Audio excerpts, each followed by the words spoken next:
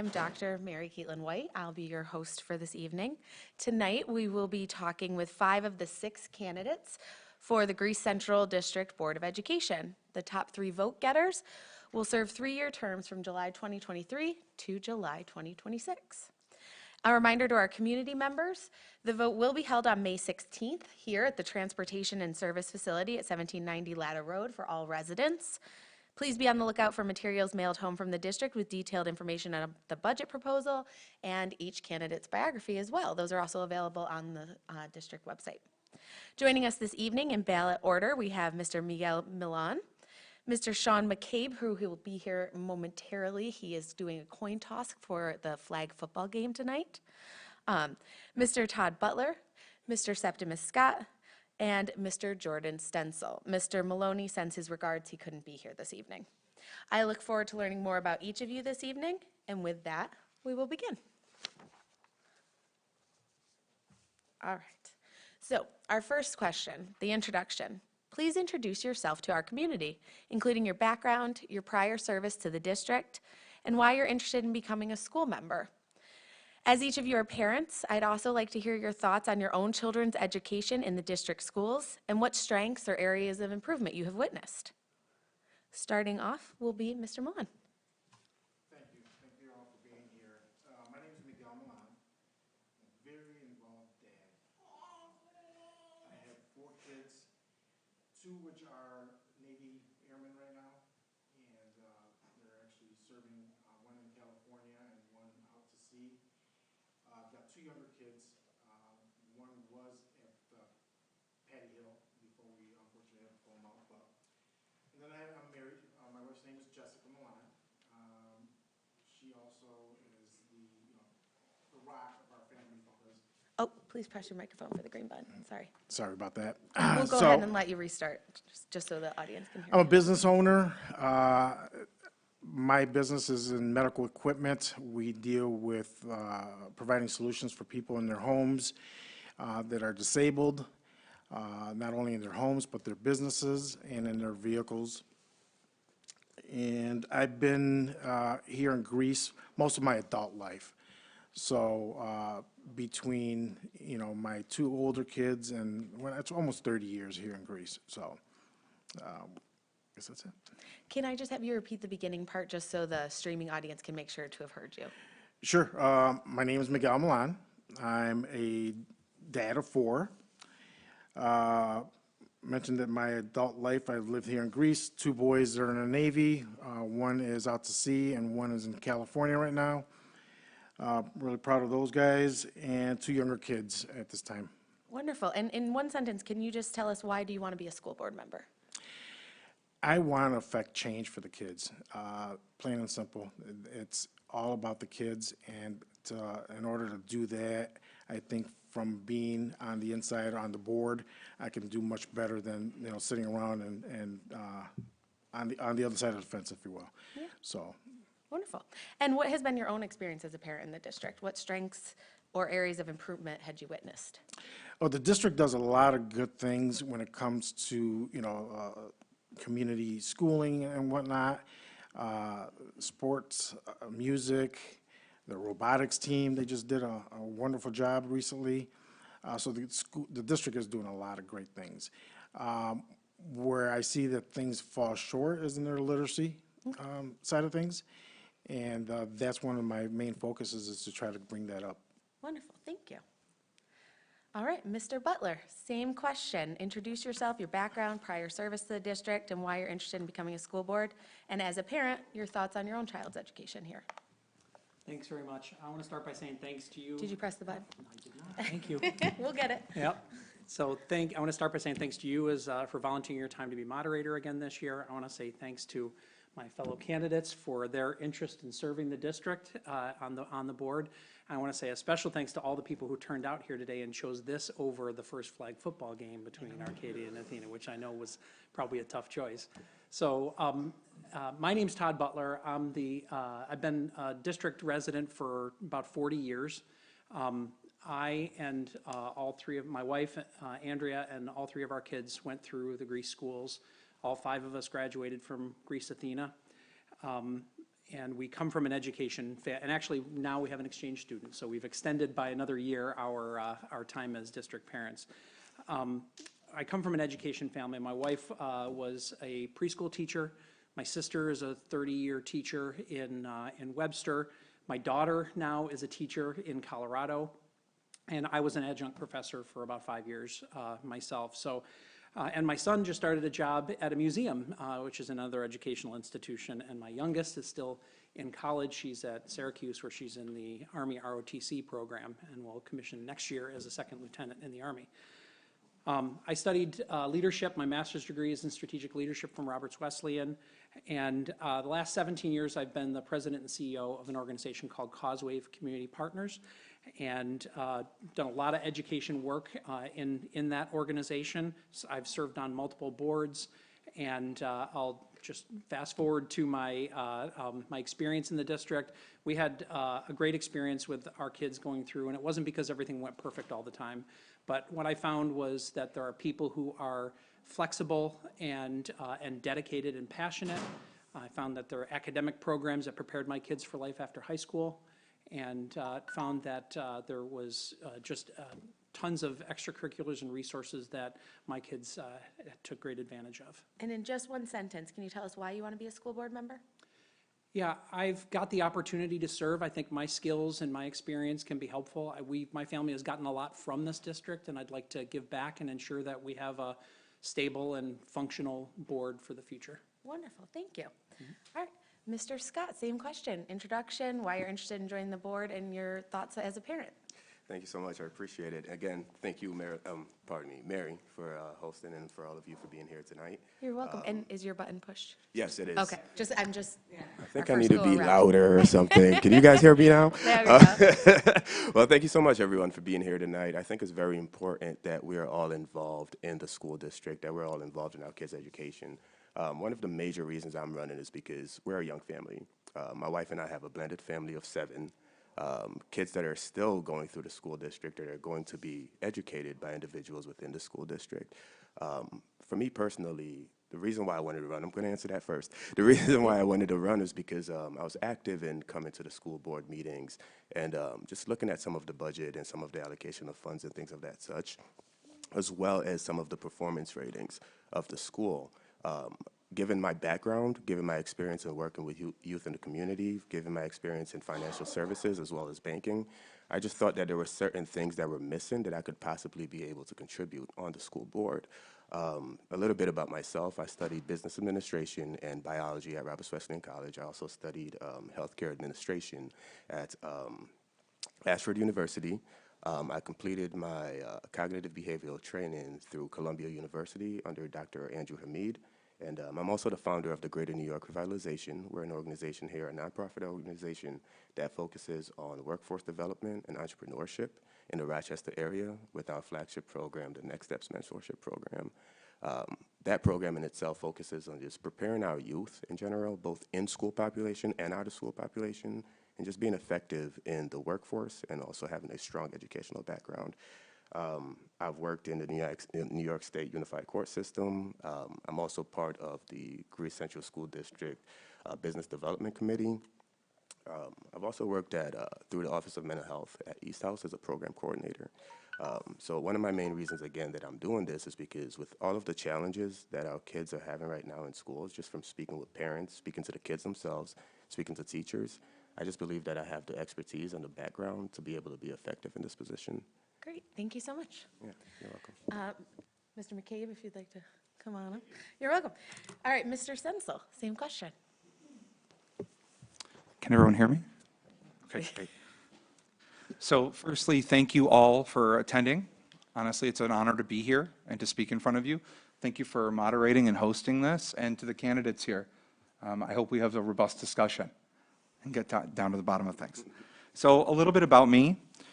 For those who don't know, I grew up in Greece, New York, born and raised. I used to live right on Wood Road next to Cine 8 would be across the street. My friends and I, we would march and stomp around Ridgemont Plaza all the way to the mall and back all the time when I was a kid growing up. I'm a graduate of Greece Olympia back in 2004. My daughter, I'm a single parent, by the way. My daughter, August, who's in the audience, is also an 8th grade student at Greece Olympia, and I'm very proud of where she is there. In terms of my academics, I have a bachelor's in health science from the College of Brockport. I have a master's in public administration from the College of Brockport and a master of public health from the University of New England.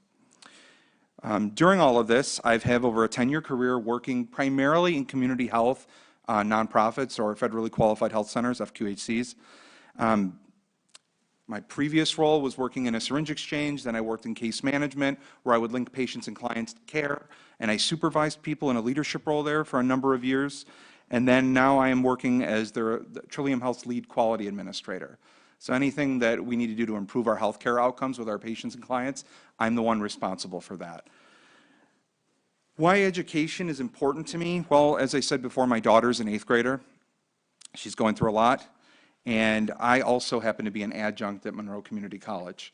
So when I see what my students are going through there, what I see what my daughter goes through at home, and when I hear the stories from other parents that I've encountered along the way, as well as teachers, I feel compelled to do something about that. And I'm sure we'll get to more of that later on, but that's primarily my reason for running to the board, is to really make positive change that leaves the school better off than we found it. Great, thank you so much. Thank you. Mr. McCabe, who won the toss?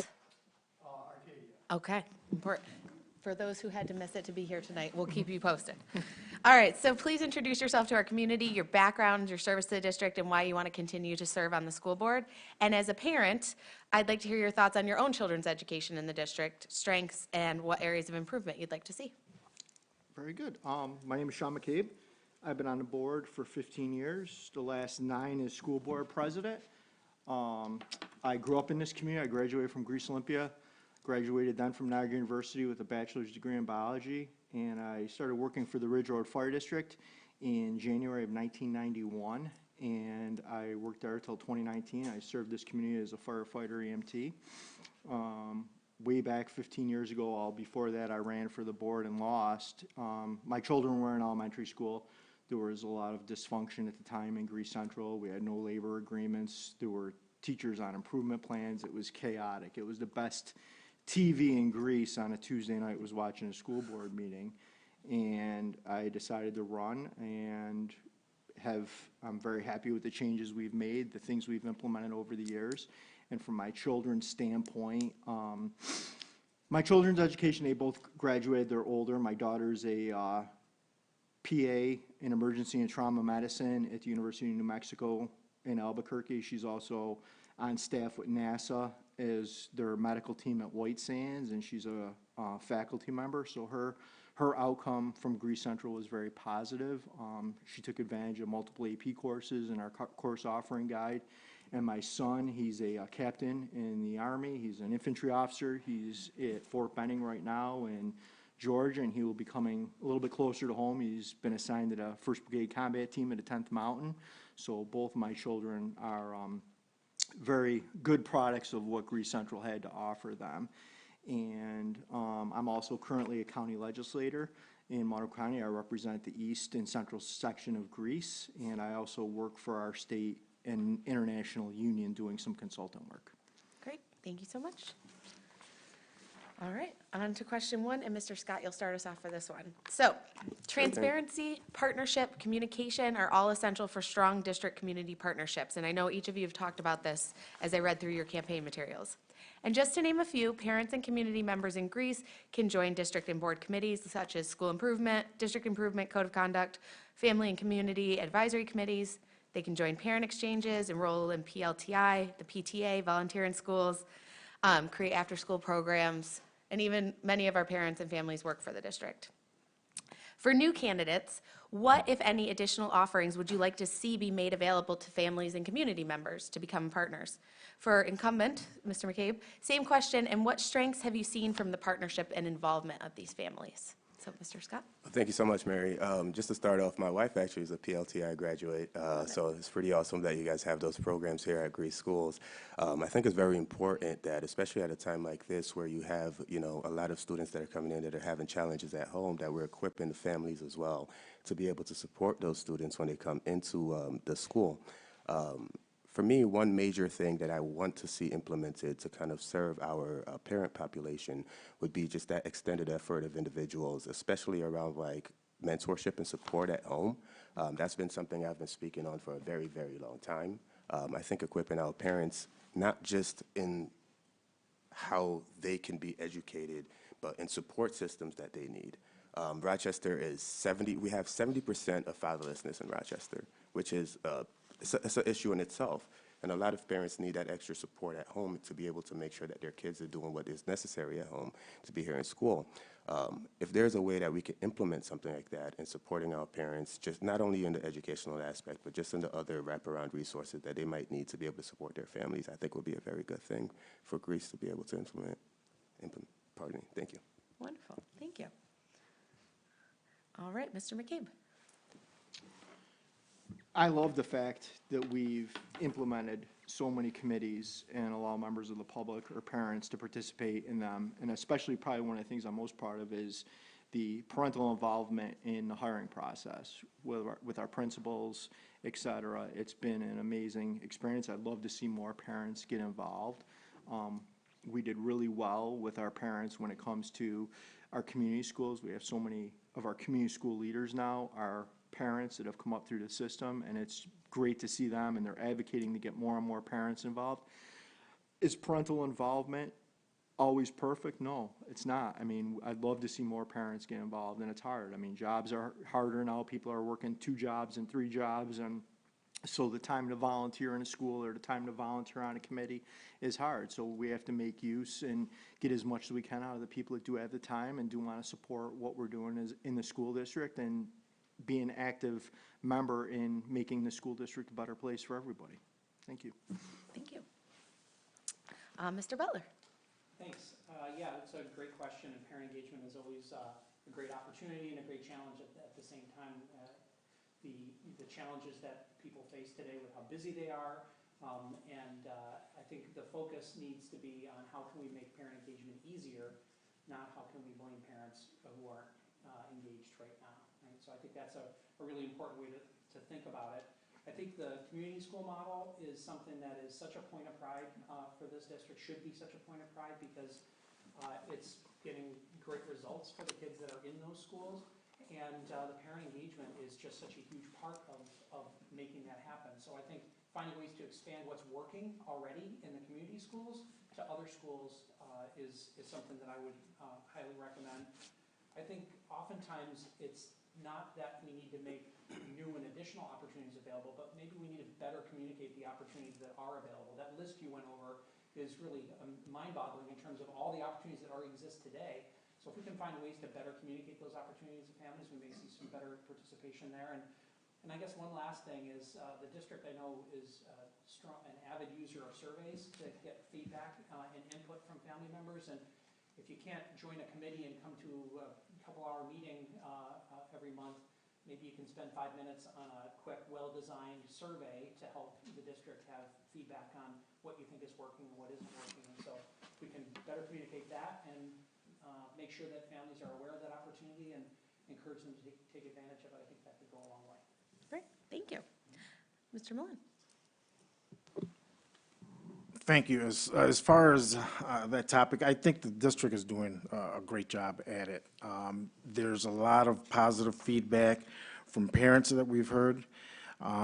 The only thing I would add to it is that, like some of the other gentlemen here are saying, is just find a way to, improve the way that parents are able to connect with the district and able to join some of these committees. There's a lot of parents that want to, a lot of parents that are probably just kind of nervous, not sure if they want to do it or if they can do it. And I think by reaching out to them, listening to the parents, and seeing what they're saying, kind of goes back on the survey, listening to the parents and kind of taking that information and, making an informed decision as to which way it's going to be a better way to continue these projects. Wonderful, thank you. And last but not least, Mr. Senzel. Thank you. So I can't really top what a lot of the folks have already said here. That's Some of always my the tough ideas were part of borrowed, going but that's once. okay. So one of the things I'd love to see expanded is community schools, because I think it plays a vital role in that parent engagement piece, especially with our family coordinators. I'm sorry if I butchered that title for okay. Amanda, who's here. But you get the idea. People who go out in the community and do boots on the ground outreach. I think that's what we need to do going forward. And I would be a huge champion of that, especially with my healthcare background. A lot of the times, we couldn't reach our patients on the phone or by email or by mail. We'd have to physically go to them, where they're at. And one of the things I was thinking, as these gentlemen mentioned, was meeting parents where they're at, because everyone's at a different place in their life. And this also includes with their literacy, with their cognitive ability, things like of that nature. So not everyone's ready to engage or be engaged, but we should have the door open for them and welcoming. Yeah. Wonderful, thank you. All right, next question, and Mr. Stencil, you were going to start this one off for me, so we get to go right back. So, the American Library Association has documented widespread efforts across the U.S. to censor books, with over 2,500 unique titles being targeted for censorship in 2022 alone, with 58% of those challenges being in school libraries and curricula. This is up from only a couple hundred in 2020. Many have called educators and board members groomers, pedophiles, because books being available that cover topics related to sex and reproductive health and LGBTQ rights and experiences. Many have called for the banning of books related to race and the history of racism in our nation. What are your own thoughts and opinions on the banning of books? Who should decide what books a student has access to? Thank you. That's a great question. Thank you for that. Me personally, as an American, as a patriot, and as somebody who loves their country and everything we stand for, I'm for anyone's right to freedom of speech. So if they put something in a book and we have it there, it's there. However, with the caveat that what a parent wants their child, their student, until they're a legal adult to read and write or whatnot, or take in and absorb, is ultimately in their ball court. I'm a big proponent of parental involvement, and I think if there are quote-unquote controversial books that the school wants to have people read, which has come my way with my daughter, I'd had to get a permission slip, review it over, and speak to the teacher about it before signing off on it. And I think the same should be said about these controversial books as well. Let the parents have a say too, and that's how I'll leave it. Thank you. Mr. Scott. Sure thing. I don't think I need the mic. Anyway, so I'll just start off by saying this. I'm not huge on banning books, right? Because books is a doorway to knowledge, is a doorway to education, is a doorway to furthering our existence here on earth. If someone isn't reading something, they're not thinking critically. When you're able to read something and think critically and practice when you're able to read, it helps you think critically, and it helps you practice critical thinking. Thank you, baby. I appreciate that. It helps you practice critical thinking. So it's very important that we always uphold the fact that books need to be read. Now, what's very important is the content of those books, right? I think it's very important that the content that we are exposing to our youth be moderated by the parents, be moderated by adults who either consent or do not consent to that type of material being shared with their children. I think it's very important to consider the fact that our children are still developing their cognitive process, right? So in order for them to be able to appropriately understand what it is that they're reading, be able to consume that information, and then be able to critically think about that information, they have to first be at that capacity to do so. And if we're putting things into books that these kids can't comprehend, we're not really preparing them to be successful. And I think that's part of the challenge there. Again, I'm not a book burner, not at all, right? I'm not a book banner, but however, I do think that we do have to pay attention to what the content and material is that are in these books. And parents need to be involved in deciding what books go to our libraries, what books are in front of our children. Educators need to have conversations with parents, right? We need to open this doorway so that our educators can be able to effectively translate the content within these books to parents, and let the parents get a choice to say, you know what, I don't want my child reading a book that could be sexually explicit. I don't want my child reading something that can confuse them or create more of a disparity within my home, because that can happen. However, I don't think that we need to ban books. I think that we need to just think more critically about the books that we're putting out there and have parental involvement, educators involved in that process, as well as asking the kids, because kids aren't dumb, I think that's one of the biggest things that we... Oh, sorry. Yeah, ask the kids, ask the parents, ask the teachers. Thank you. Thank you. Mr. Millen. Thank you. I guess the gentleman, Jordan and Stencil, really hit on this topic really well. We've actually discussed it, and I also believe that the content is something that should be reviewed by a parent and discussed with a parent and decided by the parent if they want their child to, read that type of material.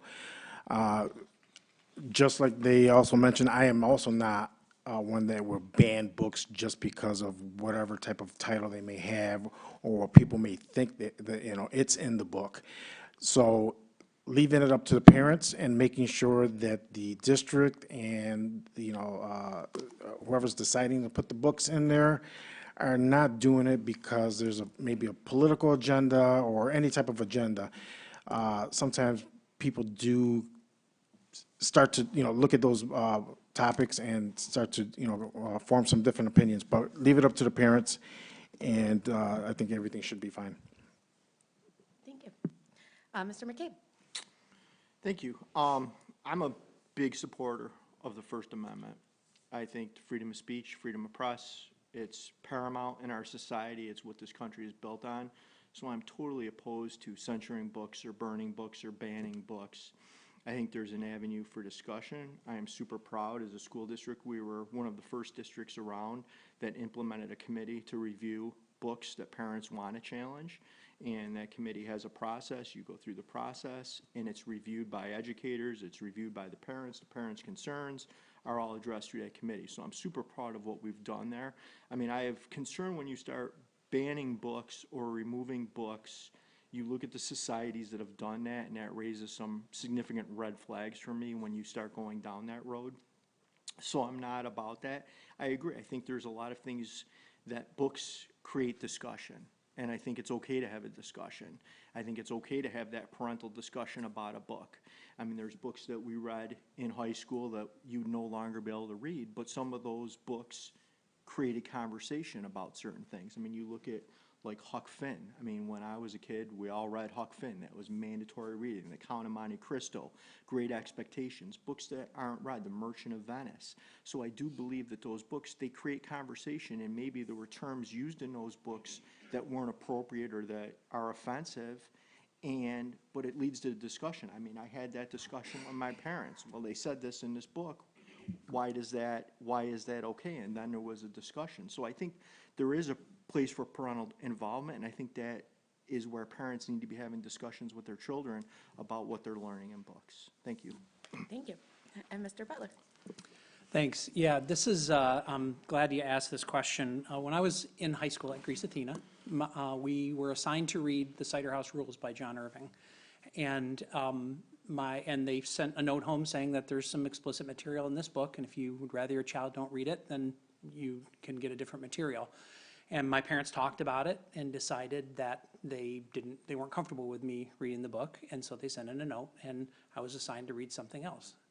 I ultimately read the Cider House Rules, of course, but that was the avenue that existed then exists today. I understand that same thing happens in schools today.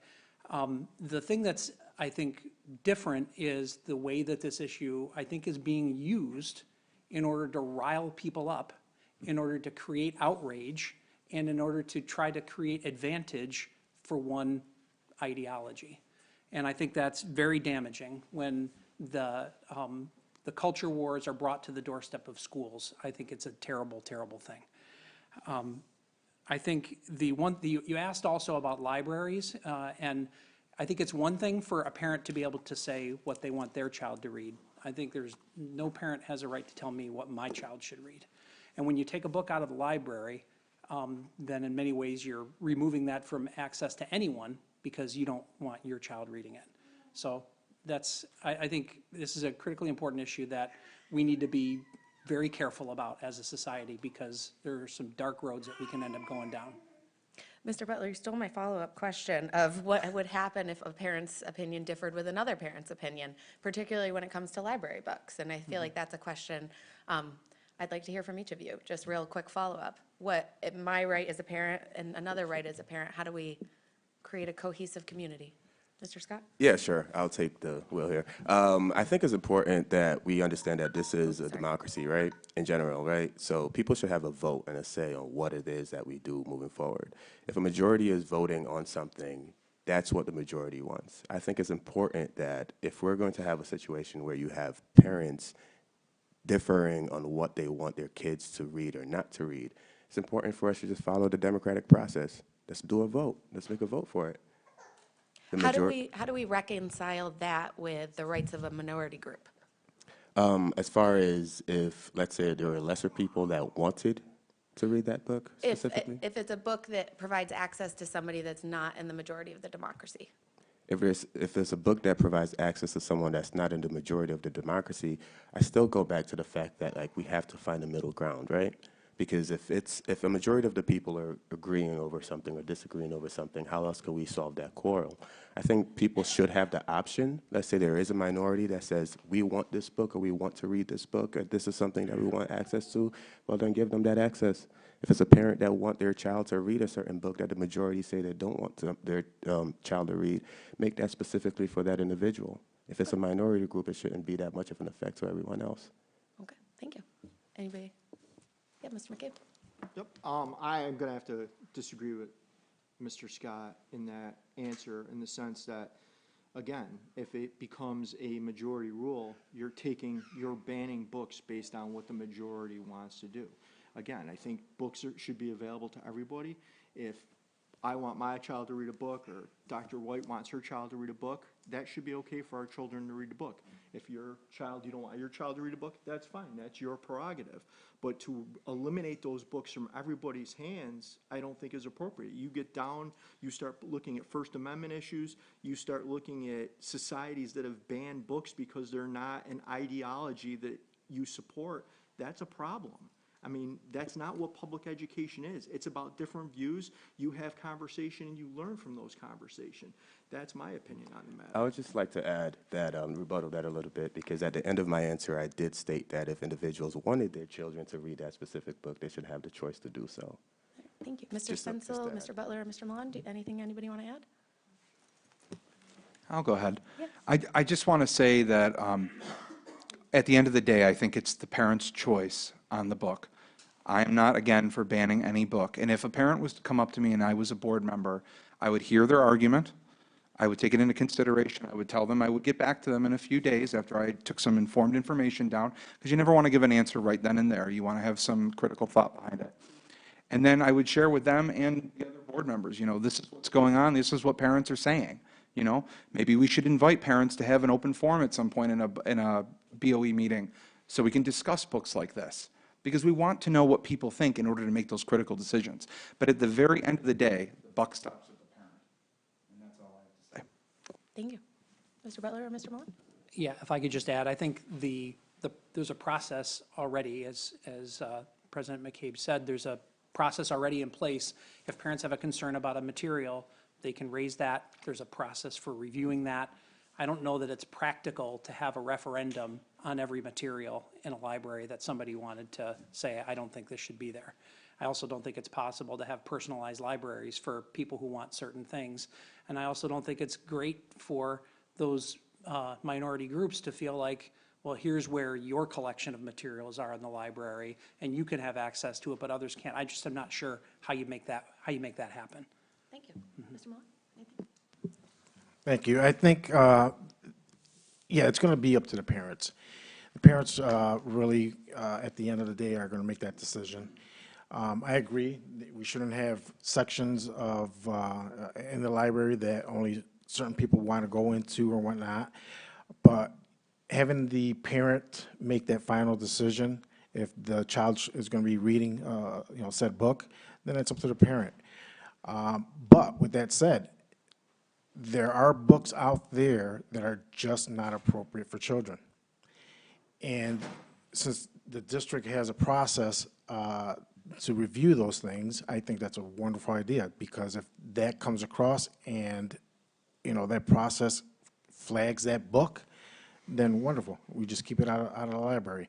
But at the end of the day, the parents have the final say. Thank you. All right, question number 3, Mr. McCabe, you're going to start us off for this one. Many of you have mentioned accountability, transparency, and fiscal responsibility. Greece Central School District has been a leader of strategic plans in Monroe County with their detailed measures in Envision 2022 and Reach 2027 strategic plans, and the budget has been presented extensively on throughout the winter and spring months so far. Do you personally support the 23-24 school budget as proposed? Why or why not? And what specific measures of accountability do you find are missing from Reach 27 or from state ed requirements that you would like to see in addition to what's already being done? Mr. McCabe? I'm super proud of our strategic plans that our administration put together with input from the Board of Education and from community members and all of our district stakeholders. So I'm super proud of what we've come up with. At this point, there's nothing in the 2027 that I would change. I mean, I do think I have some concerns with SED, but I don't necessarily think that's the proper time or this the proper question to address those. And I'm also super supportive of our budget. When I started on the Board of Education, we had multiple failed budgets. Budgets weren't voted on favorably by the community. We had to go to contingent budgets. In my 9 years as board president, we've passed every budget. This community supported every budget we've brought forward as a Board of Education.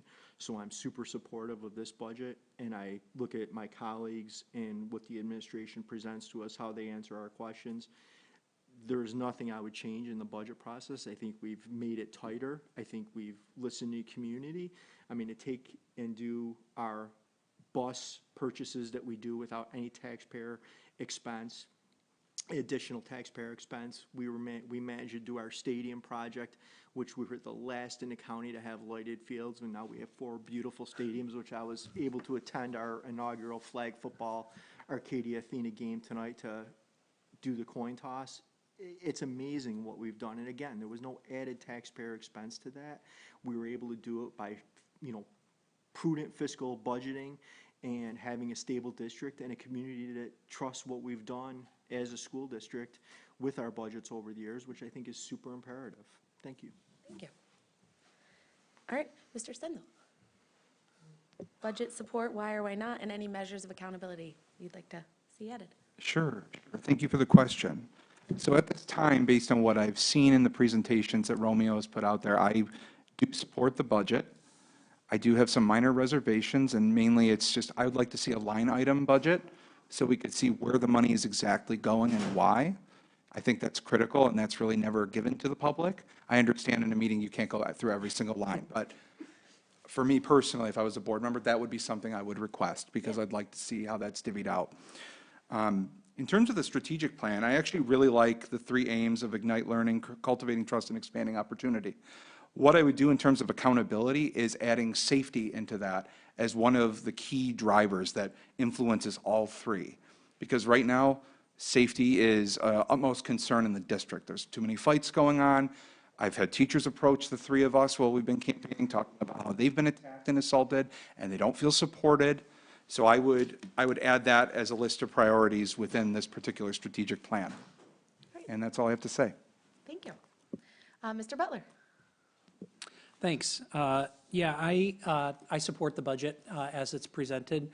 I do a lot of strategic planning in the work that I do with organizations of all different sizes, and one of the big challenges with strategic planning is often connecting that to your budget. And I was at the 2 board meetings where they presented the budget, and I felt the district staff did an excellent job of connecting the investments that were being made with the priorities in the strategic plan. So I thought that was really well done, and I thought the communications were really effective on that. They say that budgets are moral documents, and your budget says something about who you are as an organization. And I think the connections that the board or that the staff made for the presentation were that things like social emotional learning and supporting students and investing in the community schools program all said, I thought, pretty powerful things about what's important to the district. So I really appreciated that. I felt like, at the bottom line, at the end of the day, I think the average $170,000 household will see a $52 decline in their tax bill. I think they're delivering a whole lot for less money in taxes. And, one of the things that we heard during those board presentations from folks who were speaking about the budget was their sense that the professional staff really creates the budget as if it's they're spending their own money. And I don't know what more you can ask for a governing body than that. Thank you. Mr. Scott? Thanks so much. Yeah, to kind of reflect a little bit on what Mr. Stendel has stated, I think it's very important for us to get a better understanding of what the budget entails, especially when it comes to line item things. I've been part of the budget presentation. I do not disagree with the budget. I do support the budget. However, I do have some reservations on how funds are being allocated. In my work, I've worked with small budgets, large budgets, up to $7 million at some times. And one thing that is always pertinent is to understand that everywhere every single dollar goes is very important, because that's a dollar that's coming out of the taxpayers' pockets. For us, I think the bigger picture here is for transparency, for people to understand, like, is this funds being allocated effectively? Are these monies being put in places where they need to be put, or can they go somewhere else to be effective? So thinking on the strategic plan in itself, just definitely prioritizing safety, I think, is one of the biggest issues right now. Speaking with teachers, speaking with students, speaking with individuals right now that are involved within the schools, that are just workers within the schools, I think it's important that we're allocating funds towards these things and prioritizing things like this to create that stability that we need within our schools. Again, I've done a lot of strategic planning in my past, and currently I am doing a lot of strategic planning. So I think when things like this are happening is that we need more input from individuals in the community. We need more input from teachers that are doing this work. So even though I do support the budget, I do so with a little bit of reservation. All right, thank you. Mr. Mullen? Thank you. Yes, so I do support the budget the way it is. Just like the other gentleman just mentioning that, I do have some reservations, and it's only on, not seeing the line items where the money is going. And I look at that as a business owner. If my department manager comes in and says, here, I'm going to need this much money to run this department, and just put some basic stuff on paper without any details, it gives me, or it would raise red flags. There's no transparency there, if you will. So it would be hard for me as a business owner to say, oh yeah, don't worry about it. I'm going to take your word for 100% of it and just give you the money. So line items, so people can see, so people are okay with things. So if there's any questions, they can actually ask the questions, and gives the opportunity for the administration, district leaders to answer those questions. So there's no question about if monies are being, allocated to things that they shouldn't be or wasted. So that's what I would do on that. With the strategic plan, I think, back at what the gentleman was saying with the security and safety, that has been a big, huge topic of concern with teachers and students, parents that we've been hearing for the last several weeks. It's, something that I've heard during board meetings, hearing parents come in and beg for help with, the situations that they're having with their child being bullied. So I think it's time for, that we address that with maybe SROs back in the school or something. Great, thank you so much. Question 4. Mr. Mullen, you'll start us off for this one. So schools should be a haven for students, their teachers, and their families. Yet we're seeing many students facing mental health challenges and, in some cases, apathy towards learning. There have been instances of self-harm and violence. Many throughout Monroe County are battling the effects of poverty, housing instability, and food insecurity. More than ever, schools are being challenged to meet the needs of students and their families far beyond the contents of a textbook. This is the nature of a community schools model. How will you, as a board member, work to ensure the needs of our community members and students are being met? And as many of you have mentioned, what specifically would you want done about safety and security? So, Mr. Mullen? Thank you. I think the district as a whole is doing a good job when it comes to addressing those issues with students and parents. With the programs that they have in place with the food pantries and whatnot. So I don't think, from where I'm standing, I don't know if there's anything to change at this time. I don't have all the information to make an informed decision as to which way to go on that.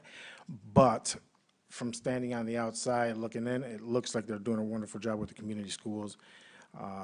And, there's no need for change for that at this time. When it comes to the security, it's another issue.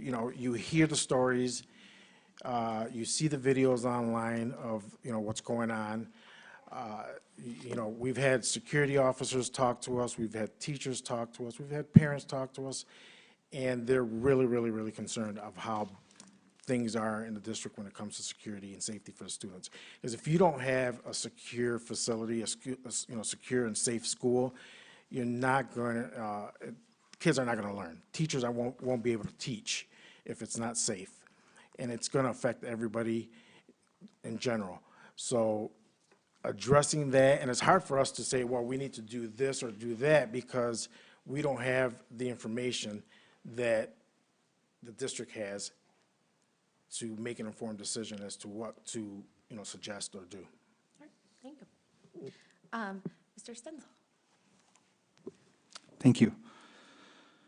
So in terms of mental health and the social drivers of health is what they're now calling it instead of determinants, I would look at this from community schools as a solution to solve the problem. I think they've been very instrumental in creating linkages to care for different services. I would love to see that expanded to a certain degree. I don't think that the school should be the be-all, end-all, but I think they can be the middleman, like I've worked in case management for over 10 years, connecting people to the services that they need and ensuring by follow-up that those services have been given to them and that their need is addressed. Because once their social drivers of health are addressed or their mental health is controlled, they can then academically perform better, right? As for the safety piece, Miguel, myself, and Septimus agree that we want to bring SROs back into the district. I know that that's something that fell through due to negotiations and funding and whatnot. We want to approach the chief of police, if we were elected, to try and see if we could start those negotiations again, because we believe that that would offer a really good resource and deterrent. The other thing I would say is the yonder pouches. Yes, have they been successful? For many, yes, but for many, not so much. We recently saw a video of two girls fighting in an Olympia bathroom. It was really disturbing to watch because how was it being recorded? By students on top of the toilet with a camera. And then there were other kids in front of the doorway with cameras. The video's out there, it's live, I'm not making it up. It is what it is. The point I'm trying to say is these kids snuck around the yonder pouch rule, and they should be held accountable. So safety is paramount in this. And that's all I have to say for now. Thank you. Thank you. Mr. McCabe. From a perspective, Greece Central was in the single digits in free and reduced lunch back in the early 2000s. Now we're over 65% free and reduced lunch. Our community schools have picked up so much of the weight of society in assisting families in Greece Central with their basic needs, whether it's liaisoning with an outside group for housing or other resources that may be needed to providing food. I mean, we just did a huge food drive before break so kids could have food that they took home over break, which is super important. School districts never had to worry about kids eating after school, over weekends, over breaks. That was never a school district's concern. So now it's become a concern. The school district has picked up so much more responsibility than we ever had in the past. And we've done so many good things around our SEL, adding social workers. We're working on the needs. COVID was a significant detriment to our students, to our families, to all our staff. I mean, there's, impacts psychologically that people are still undergoing, and it's a challenge and it's a struggle. From the safety and security standpoint, we have the premier director of security, I would say, in the state of New York. Director Chatterton does an amazing job for us. He advises us on so many things. I mean, I know a couple of my opponents and I have raised the SRO issue. We talked about that extensively. And Director Chatterton was confident we could do and we could provide a better service than the SROs were providing and with what the system we have in place. We are adding our weapons detection system this year. It's going to pilot hopefully the end of next month in one of our schools, and hopefully we'll have it implemented for all of our high schools and middle schools come the fall. That's a step to keeping our staff and students safe. It's going to be a step to help catch students that aren't doing the yonder bags or that are having a phone on them. And as a clarification to a point that was raised earlier, we've had one assault of a staff member this year in the Greece Central School District. These numerous assaults, there's one. There's one assault of a staff And member. time's up. Okay, and with that, the only other things I'd like to mention is, no, I'll leave it for later. Thank you. Mr. Butler? Yeah, thanks. I mentioned already what a fan I am of the community schools model, and I think it's, you know, such an important resource we have in our district, and I was happy to have the chance about 5 years ago when it was just getting started to do some work through my nonprofit that I work for to help with defining some of the initial strategy around that, and then to be at a board meeting this month and hear how it's expanded and grown beyond what I ever would have guessed it could have grown to. It's just such a testament to, on the positive side, it's a testament to the staff. On the negative side, it's a testament to the need. And so I think providing those kinds of wraparound resources, you know, we can make a statement that we don't want to do things that families should do for their kids, quote unquote should do. If we want to make that statement and then say so the kids that don't have the resources have to suffer without them, then that's not the district I want to be part of. So I think it's really important that we continue to provide those resources. I think the pandemic has been an unprecedented challenge to our district and to our families and to our students, and we got through it. Not unscathed, but we got through it. And so every district I talk to, and I have a lot of opportunities to talk to superintendents in a lot of different districts, every single district is dealing with behavior challenges and the issues that we're facing here in Greece as well. And the professional education staff is working to build back better with programs around social and emotional learning, professional development for staff on how to deal with behaviors.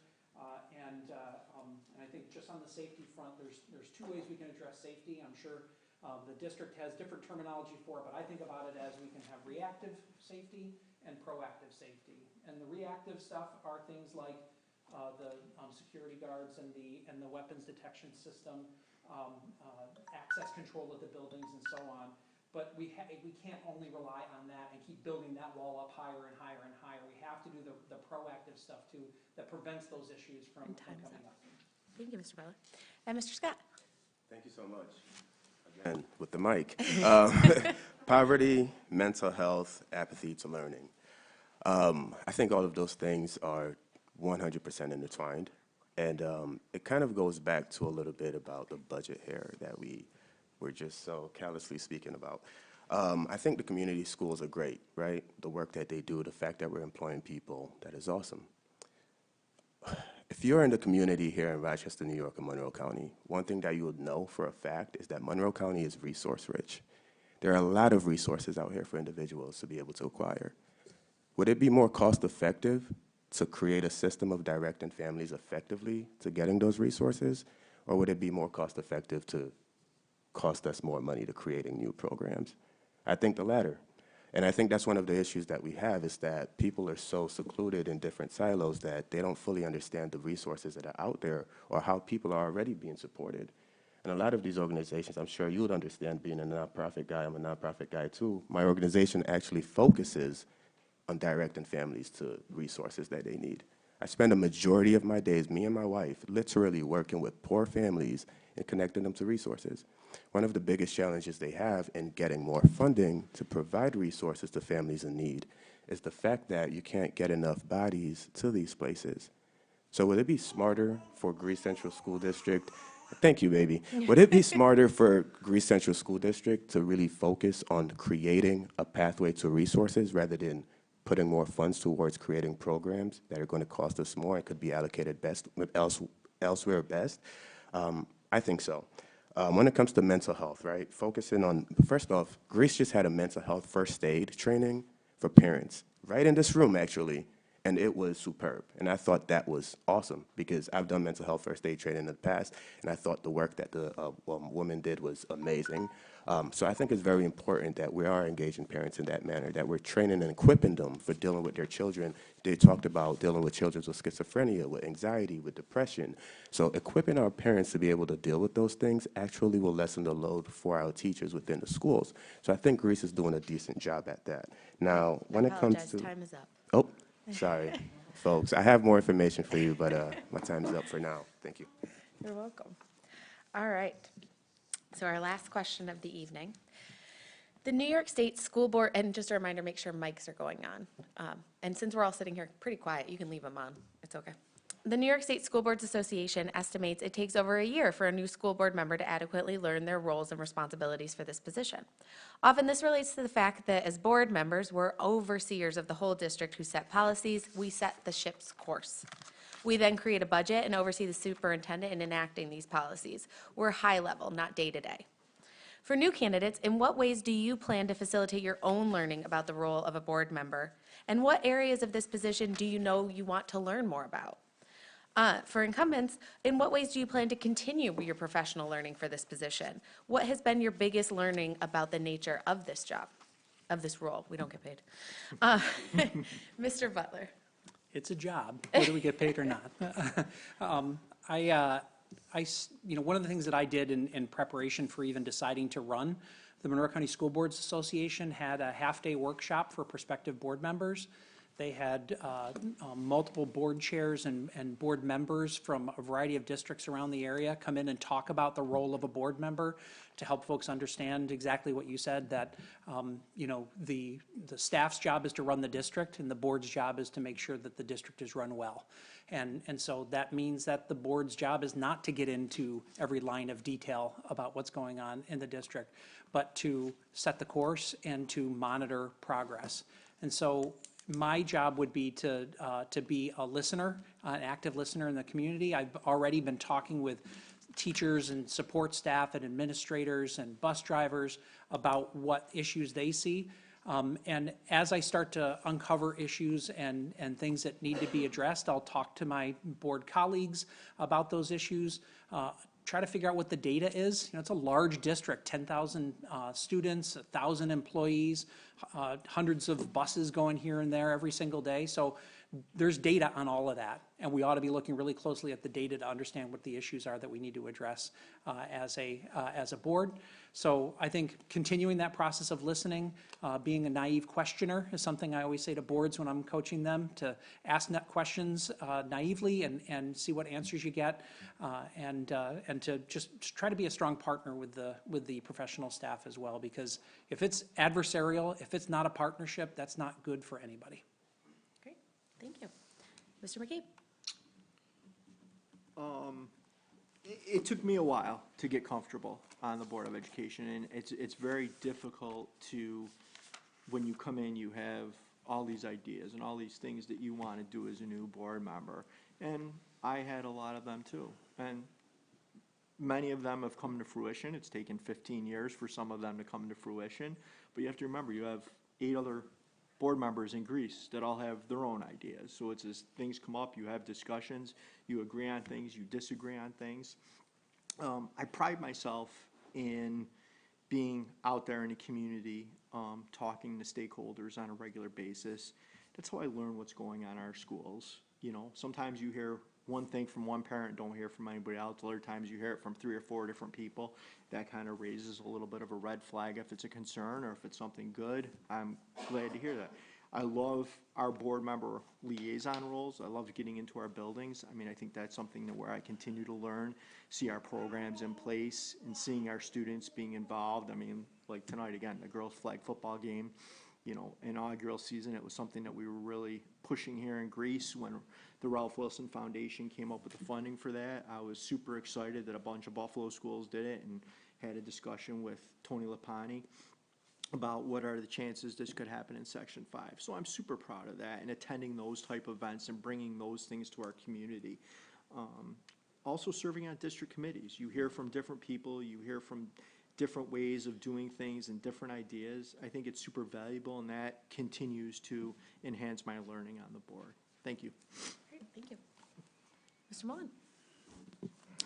Thank you. I think what I've been doing is talking to current board members, former board members, and asking a lot of questions.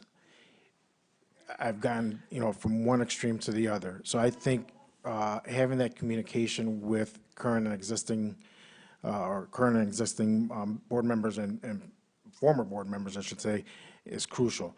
I'm a pretty quick learner, so I am one that will ask the questions. I'm the one that will, if I'm liaison to a building, I'm going to go and be a liaison to that building. I'm going to listen to the teachers, listen to the students, parents.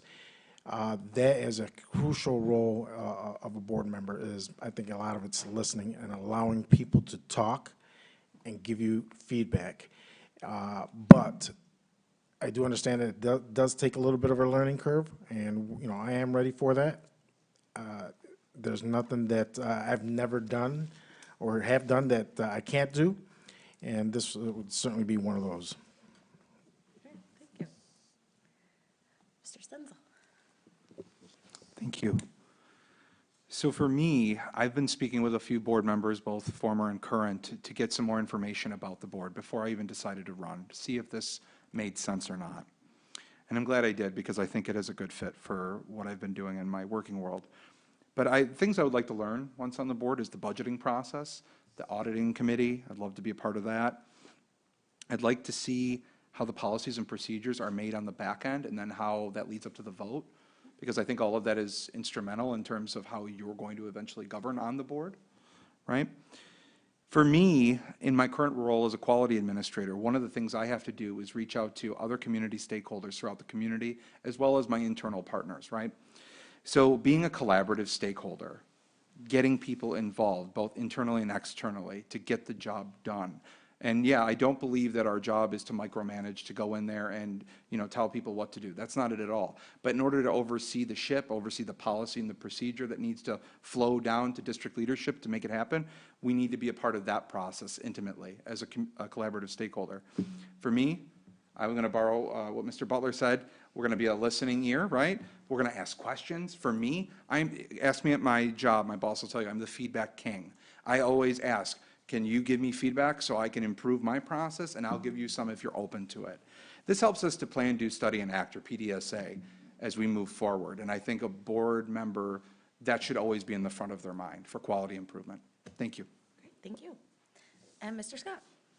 Thank you so much.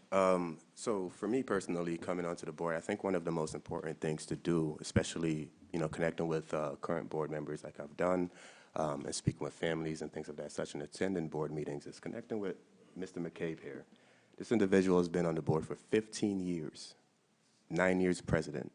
I think it's very important to be able to pick his brain and understand the ins and outs of being on the board, because he's had that experience for such a long time, I think longer than most of the people that are currently on the board, so he's seen changes over and over again. Personally, what I think is more important is the fact that we give the opportunity to parents to experience that process in the manner of our committees. Being in the Business Development Committee, I've gotten a little bit of an experience on how some of those processes work in deciding certain types of programs, like career pathway programs for our youth, and how that can affect their future. Like Mr. Stenzel has also mentioned here, being on the board as a listening ear is more important than being on the board as someone that's just there to talk. I think one of the most important aspects that people tend to forget once they've been on the board is the fact that even though we're oversight, we still affect the day-to-day life of the teachers, administrators, and the students. So the decisions that we make are extremely important. So we have to be very, very, very well-informed, well-educated on those decisions that we're making on the board level, because it's going to impact the way our schools are ran, it's going to impact the behavior of our children, it's going to impact the outcomes of their performance being on the board. So for me, it's just really being able to be well engulfed in the work, not just, again, siloing ourselves off as just board members, as teachers, as administrators, and kind of having this tribal warfare on whose job is more important, but coming together and understanding what it takes to make the entire system in itself work, because we're a big cog, but we're only a cog in the system of the school and the education system here at Greece Central School District. Thank you. All right. And just to conclude and wrap it up, I didn't have this one planned, but we have a little extra time. So any final thoughts that you would like to share in the voters of Greece Central? And also, please tell us, why do you love public education? Why do you want to be involved in this role to serve our students? So we're just going to go backwards from the last question because I didn't have this one written out. So Mr. Scott. Sure thing. Well, I love public education. One, I'll just start off by just quoting a few different reasons. A huge percentage of minorities are involved in public education. Here in Greece, it's about 44% of minorities within the Greece Central schools. And when you look at the school board, it doesn't reflect that. I think it's important for us to be able to reflect the people that we're teaching within the people that are making the policies and procedures for those people. Because again, we're impacting lives. We're talking about poverty, we're talking about mental health, we're talking about all of these things for our students and safety, but yet we don't have a board, according to what I'm envisioning or what I'm viewing. We don't have a board that can clearly be able to live those experiences or have those lived experiences. So for me, it's just very important that when we're creating things like this or we're appealing for positions like this, that we truly understand the population that we're serving. And that in itself is very important. I also think that being on the board, specifically as myself, and being a young individual with kids who are now growing through the system, that we need to create a successful pattern. We're ranked 733 out of 788 in New York State. That ranking is very scary to me. It should be scary to you too. We're in the bottom 50th percentile in education, well, in literacy and in math. Yet we're 89% in the graduation rate in a state where the graduation rate is only 83%. So that means we're putting people out here that can't read very well, can't calculate very well, and we're saying that they're equipped for the workforce and for higher education. I think that's problematic. So for me, just those basic, simple facts that anyone with common sense can see and have a common sense approach on should be a reason to want to be outraged and to run for the board. Thank you. Thank you. And just as a quick follow-up, for the literacy and math rates, is that based on state assessments? Correct. Okay, thank you. Mr. Senzel. Thank you for the question. So why do I love public education? Well, I'm an educator myself. I knew right when I got out of college, one of the things I wanted to do was to teach and give back to people as they've given to me. And I see everything that my daughter goes through. I see things that my other kids that I know in the district go through. And I realize that we have an opportunity, a very small window of time, that K through 12, to really put a dent in the universe with these folks by igniting curiosity. It's something that we lose as we become adults. Well, I speak for myself. I lost it when I became an adult. But I gained it again back in college, right?